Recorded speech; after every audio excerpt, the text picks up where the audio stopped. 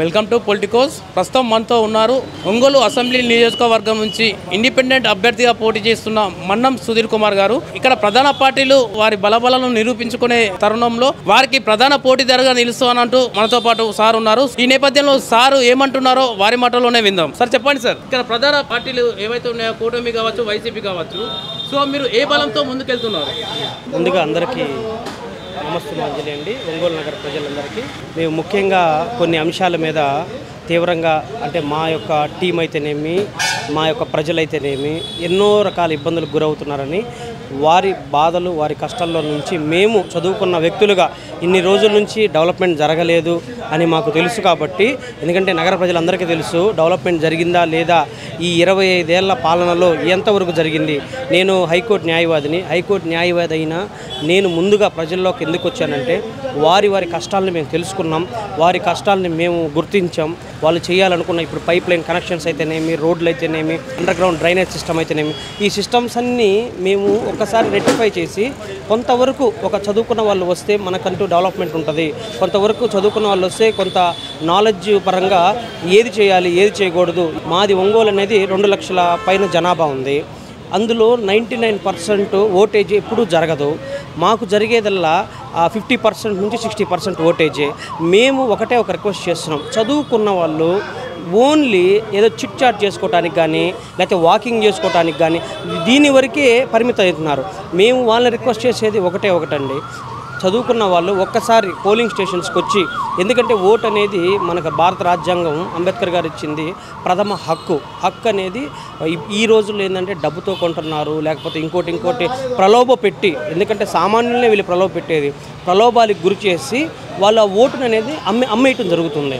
So నేననేది ఏంటంటే ఈ 60% మంది కాకుండా ఇంకా మిగిలిన ఎవరైతే చదువుకున్న వాళ్ళో ఇంకోటి యంగ్ జనరేషన్, అంటే ఇప్పుడున్న జనరేషన్లో అంతా ఇన్స్టాగ్రామ్ సోషల్ మీడియా చాలా ఎక్కువగా నడుస్తుంది.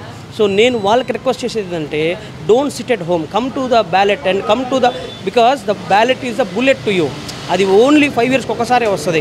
నువ్వు వేయకపోతే ఆ ఓటుని ఎవరో మందు తాగేవాళ్ళు లేకపోతే ప్రలోభాలకు గురయ్యే వాళ్ళు నీ ఓటు వేసి నీకు రావాల్సిన బెనిఫిట్స్ అయితేనేమి, నీ సొసైటీలో కావాల్సిన డెవలప్మెంట్ అయితేనేమి అది ఆగుతుందండి. వాళ్ళైనా ఇప్పుడు టీడీపీ అయినా వైఎస్ఆర్సీపీ అయినా గత కొన్ని రోజుల నుంచి మనం చూస్తూనే ఉన్నామండి, చాలా బాధలు పడుతున్నారు. ఎన్ని బాధలంటే మనం మా ఒంగోలులో నేనే చెప్తున్నానండి, పోతురాజు కాలువ మీద దాదాపుగా 500 కోట్లు ఖర్చు పెట్టారు. కానీ మీరు ఒకసారి పోతురాజు కాలువకి వెళ్ళండి, ఆ కాలువ అలానే ఉంది, కానీ బిల్స్ మాత్రం 500 కోట్ల రూపాయలు డ్రా చేశారండి. ఇంకా మీకు రోడ్స్ వేసిన రోడ్లే వేసి బిల్లులు తీయటం కాదండి, వెయ్యిన రోడ్డు. ఎందుకంటే మేము ఒక 10 రోజుల నుంచి ప్రచారం స్టార్ట్ చేసి ఒక ఇండిపెండెంట్ అభ్యర్థిగా, ఆ ప్రచారంలో మేము ఎంతోమంది ప్రజలతోటి మేము ఇంటరాక్ట్ అయినప్పుడు వాళ్ళ సమస్యలు, వాళ్ళ బాధలు, వాళ్ళ కష్టాలు ఏంటంటే మనకి ఇండిపెండెన్స్ వచ్చి 70 సంవత్సరాలు దాటుతుంది, వాళ్ళకి 70 సంవత్సరాల నుంచి వాళ్ళకి వాటర్ కనెక్షన్ లేదంటండి. ఇది ఎంత అవమానం అంటే, మేము ఇన్ని రోజులుగా డెవలప్మెంట్ జరిగింది. ఏం డెవలప్మెంట్ జరిగింది? ఎవరైనా ఇప్పుడున్న అంటే ప్రతిపక్షం అయితేనేమి లేకపోతే ఇప్పుడున్న ప్రధాన వైఎస్ఆర్సీపీ అయితేనేమి వాళ్ళని డిబేట్కి రమ్మని చెప్పండి, నేను రెడీ ఉన్నా. వాళ్ళు ఏం డెవలప్మెంట్ చేశారు అనేది మనం మాట్లాడుకుందాం, చర్చించుకుందాం. వాళ్ళు డిబేట్కి వచ్చి నిజంగా మేము డెవలప్మెంట్ చేసాము, మేము ఇది చేసాము రమ్మని చెప్పండి. ఈ 5 ఏళ్లలో వాళ్ళు ఏం చేశారు, 10 ఏళ్లలో ఏం చేశారు, 15 ఏళ్ళలో ఎన్ని కోట్లు డ్రా చేశారు అనేది మాట్లాడుకుందాం. ఆ డిబేట్లోనే నిజాలు మొత్తం ప్రజలే అర్థం చేసుకోవాలి. సో నా మనవి ఏంటంటే, ఎవరైతే చదువుకున్న విద్యార్థులు ఉన్నారు, ఇప్పుడు ఆల్రెడీ న్యూ ఎన్రోల్డ్ ఓటర్స్ ఉన్నారు, వాళ్ళు దయచేసి నా యొక్క రిక్వెస్ట్ ఏంటంటే మే 13 మీ ఓట్లు అమ్ముకోకుండా దయచేసి ఒక్కసారి వేసి మీ యొక్క రాజ్యాంగం మీకు ఇచ్చిన హక్కుని కాపాడుకొని ఉంటారని నా యొక్క జస్ట్ రిక్వెస్ట్. పార్టీలను కాదని మీకు ఎంతవరకు మద్దతు ఇస్తారని భావిస్తున్నారు? చూడండి, నేను హైకోర్టు న్యాయవాదిని ప్లస్ లోకల్గా ఈనాటికల్ ఎడిటర్ని. సో నాకు కొంత టీం ఉంది, నేను గ్రౌండ్ వర్క్ చేస్తున్నాను. నేనేమంటున్నానంటే కేవలం కొన్ని ఓట్లు నేను 2024లోనే గెలవాలి అనేది దట్ ఈస్ నాట్ ప్రైమరీ. నా ప్రైమరీ ఎజెండా ఏంటంటే అట్లీస్ట్ చదువుకున్న వాళ్ళు కొంచెం మారి, అరే అన్న ఇంతలా ముందుకు వచ్చాడు, చదువుకున్నాడు, ఇన్ని కష్టాలు, నాకెన్నో భయభ్రాంతులు నన్ను గురి చేశారు, నన్ను ఎన్నో ఇబ్బందులు పెట్టారు, నాకు మంచి ఆఫర్లు వచ్చినాయి. ఆఫర్లు చెప్తే మీరు కెమెరా ఆఫ్ చేసుకుంటారు, సీరియస్గా అంత పెద్ద ఆఫర్లు వచ్చినాయి. అయినా కూడా ఆఫర్ లేది కాదని చెప్పి నామినేషన్ విత్డ్రా చేసుకోకుండా ఆ రోజు నుంచి కష్టపడుతూనే ఉన్నాం. ఎందుకనంటే నన్ను చూసి ఇంకొకటి ఇన్స్పైర్ అవ్వచ్చు. వాళ్ళని చూసి ఇంకొకరు ఇన్స్పైర్ అవ్వచ్చు. ఇలా ఇన్స్పిరేషన్లో కొంతమంది కొంత మోటివేట్ అవుతారు, కొంతవరకు ఆస్కారం ఉంటుంది. అరే ఈసారి మన అన్నను గెలిపించుకోవాలి, నెక్స్ట్ టైం మనకు అన్నకు అవకాశం ఇవ్వాలి, లేకపోతే ఈసారి మనం ఇట్లా తప్పు చేసాం అని కొంత వాళ్ళకైనా మార్పు చెందుతారు. కొంతవరకు డెవలప్మెంట్ యూత్నే అండి, మెయిన్ యూత్ అండి. నా కాన్సన్ట్రేషన్ అంతా యూత్. ఎందుకు అనంటే ఇవాళ రేపు యూత్ అంతా ఆన్లైన్ మీడియా, ఎవరు చూసినా ఫోన్లు, పక్కనోడితో మాట్లాడు, ఆ ఫోనుల్లోనే ఎవరు ఏంటనే తెలిసిపోతుంది. సో దయచేసి నా రిక్వెస్ట్ ఏంటంటే ఎన్ని పార్టీలైనా ఉండనియండి, మాదైతే సింగిల్ ఏజెండా, మాది development. Vote for voice, vote for development. మేము ప్రధానంగా 11 అంశాలు నా యొక్క మేనిఫెస్టోలో చెప్పడం జరిగింది. ఆ 11 అంశాలు నిజంగా కానీ మేము చేయగలిగితే ఈ ఒంగోలుని నెంబర్ 1 స్మార్ట్ సిటీగా ఇండియాలోనే మేము పెట్టగలమండి. అది నా యొక్క ప్రైమరీ ఎజెండా. ప్రస్తుతం ప్రధాన సమస్యలు ఎంతవరకు ఉన్నాయి సార్? ఇక్కడైతే స్థానికంగా చాలా సమస్యలే ఉన్నాయండి. మేజర్ సమస్యలు వచ్చేసండి మనకి పోతురాజు కాలం ఒకటి. ఎందుకంటే అది దాదాపుగా ఒక 10-15 ఇయర్స్ నుంచి డెవలప్మెంట్ ఏమీ జరగకుండానే దాని మీద అనేక కోట్ల రూపాయలు దాని మీద దారి దోపిడీ జరిగింది. అది ఒకటి. ఇంకోటి ఏంటంటే ఎంప్లాయ్మెంట్. ఇప్పుడు పాస్డ్ అవుట్స్ చాలామంది, మాకు ఒక 4-5 ఇంజనీరింగ్ ప్రెస్టీజియస్ కాలేజెస్ ఉన్నాయి. కొన్ని కాలేజెస్ వాళ్ళు ఇంతవరకు ఒక 5-10 ఏళ్ళ నుంచి క్యాంపస్ ప్లేస్మెంట్స్ కానీ, లేకపోతే వాళ్ళకి ప్రత్యామ్నాయం ఏదైనా స్కిల్ డెవలప్మెంట్ ఇచ్చి వాళ్ళకి ఏదైనా జాబులు చూపించడం కానీ అవేం జరగట్లేదు.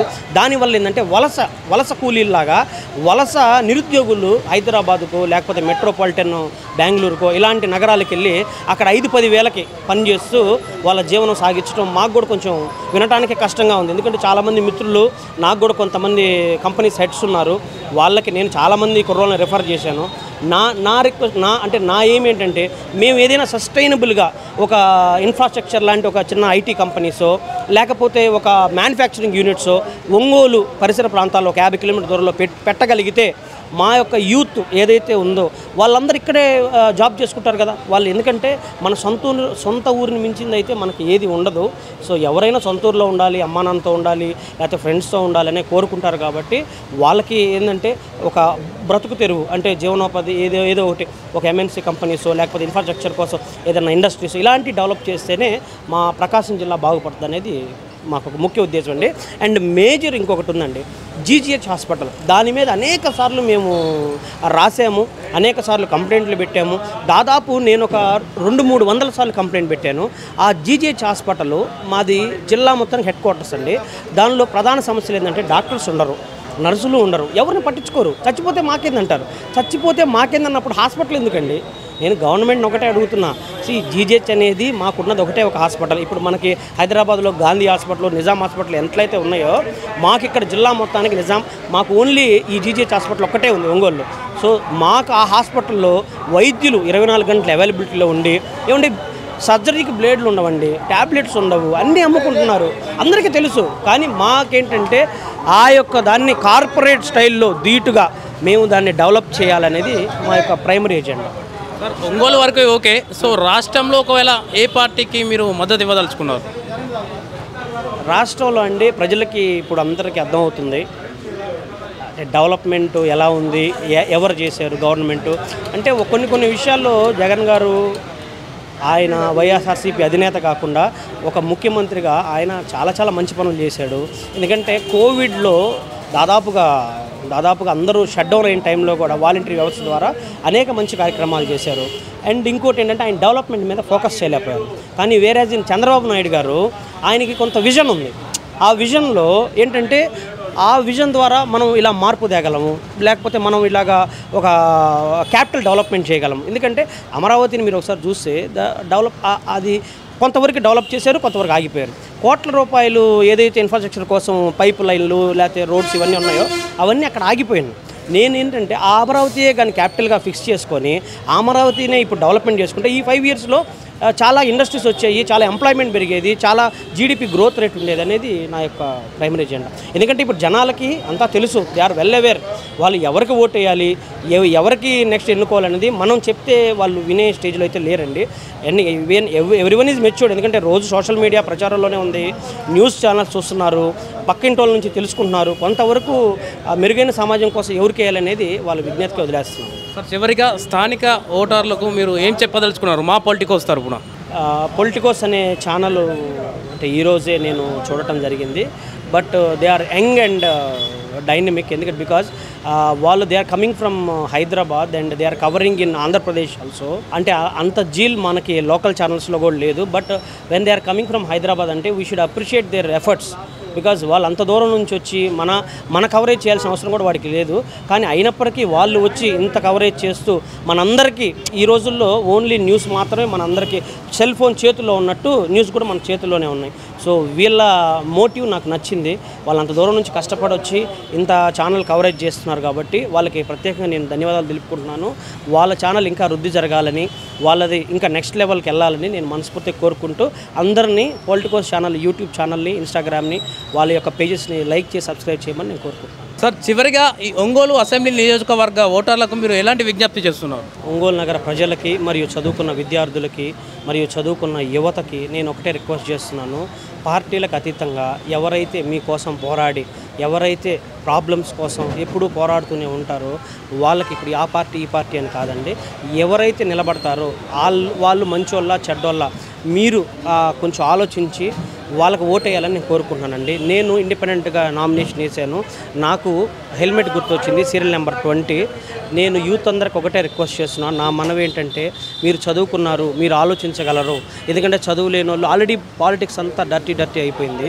నేనేమంటున్నానంటే, మీరు కొంతవరకు ఆలోచించే శక్తి ఉంది కాబట్టి ఆలోచించి ఓటేయండి. అది మంచి వాళ్ళకి, మంచి వ్యక్తిత్వం గల వాళ్ళకి, ఎవరు మన కోసం పనిచేయగలరు, ఎవరు బాధ్యతగా పనిచేయగలరు, ఇలాంటి వాళ్ళ కోసం మీరు ఓటేసి గెలిపించాలని నా ప్రార్థన అండి. సో చూసారు కదండి, పార్టీలను కాదు, పార్టీలకు అతీతంగా ఎవరైతే ఏ నాయకుడు అయితే మీకు సమర్థ్య నాయకుడు అనిపిస్తారో, స్థానిక సమస్యలు తీరుస్తారో ఆ నాయకుడినే మీరు తప్పకుండా ఎన్నుకోవాల్సిన అవకాశం ఉందని సార్ పిలుపునిస్తున్నారు. అదేవిధంగా యువత ఎవరైతే ఉన్నారో వారు మొబైల్స్ కానీ ఇట్లా సెల్ ఫోన్ గేమ్స్లో మునిగిపోకుండా వాళ్ళు చైతన్యవంతంగా ఆలోచించి వారి భవిష్యత్తు ప్రణాళిక కోసం ముందడుగు వేయవలసిందిగా పిలుపునిస్తున్నారు. వీడియో జర్నలిస్ట్ సన్నితో correspondent Srinivas Kalavala, Politicos, Ongole. Please subscribe to the channel and download the Politicos app from the links in the description.